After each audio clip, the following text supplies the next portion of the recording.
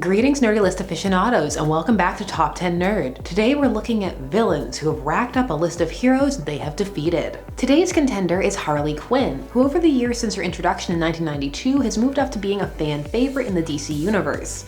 Some even going so far as to say that she can be a little overused at times. Regardless of how you feel, it is clear that Harley Quinn has gone up against some heavy hitters, and she's even bested some that may come as a surprise to you. I'm Sasha, and these are the top 10 superheroes who lost to Harley Quinn. Let's get started. Number 10, Batman.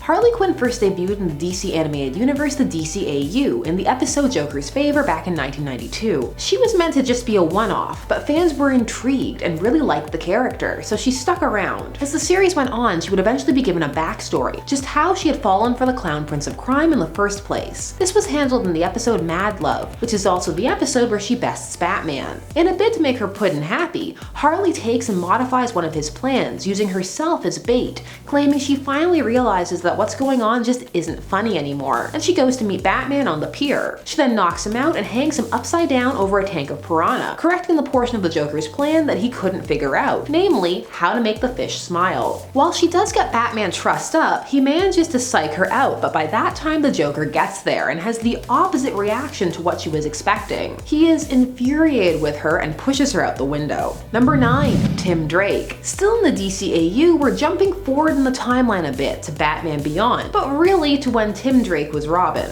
Harley was able to knock him out with her mallet in an alley by pretending to be a woman getting mugged. This was so he could be brought back to the Joker and tortured until he became a little mini Joker who they could then raise together, as they had decided that they wanted kids. The whole thing was horrifying and would end with Harley seemingly falling to her demise, but cartoon logic rules and she survived and was shown to have had grandchildren who had grown up to join the Joker's gang, much to her disappointment. Number 8, Nightwing. This comes to us from the animated movie Batman and Harley Quinn. You know, the one where Harley ties Nightwing to a bed and has sex with him in a scene that you could never have done the other way, regardless of whether you found it hot or rapey. So when Batman and Nightwing are tracking down Harley Quinn, Dick is the one that finds her, and the two have a fight in an alleyway outside where she works, the best place for fights, alleys. And she bests him hard. Guess all that training didn't stick. It's after this that she takes him back to her apartment and gets undressed in front of him, and then when he has a biological response, which fun fact does not indicate consent, has her way with him. He seems into it, but again, you couldn't do this the other way, hence my salt.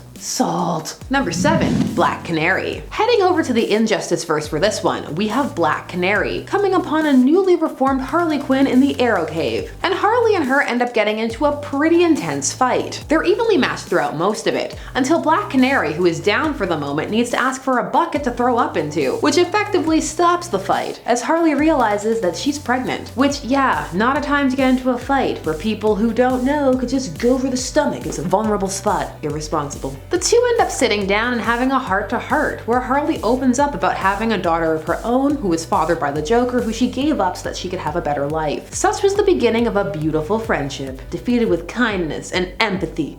Friendship. Number 6, Wonder Woman. Sorta. Along the same vein, we have the time Harley joined the Amazons in the event Countdown to Final Crisis, which as we now know was far from the Final Crisis. False advertising. This comic needs to change its name. So Harley would end up in an Amazonian-run women's shelter and would even train ever so briefly with Diana. Harley has wormed her way into the Amazons' heart in the New 52 as well. She does that. Some heroes find her endearing and want to give her a chance. Power Girl felt this way too. I guess this number is just all about her making heroes not even want to fight her, because they've low-key become friends. Friendship.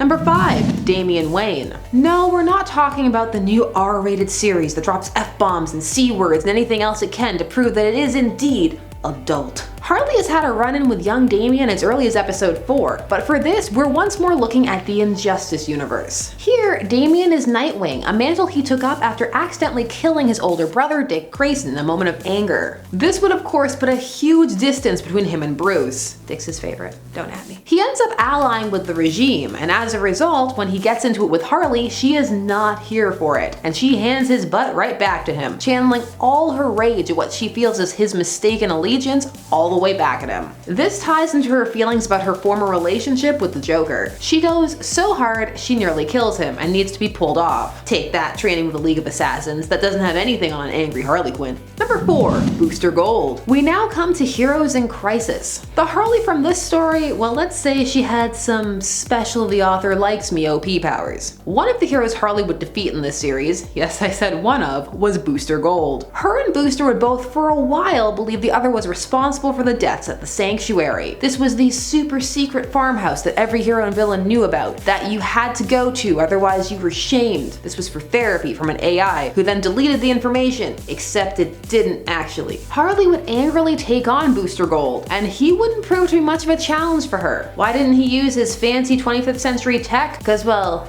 he didn't want to hurt her?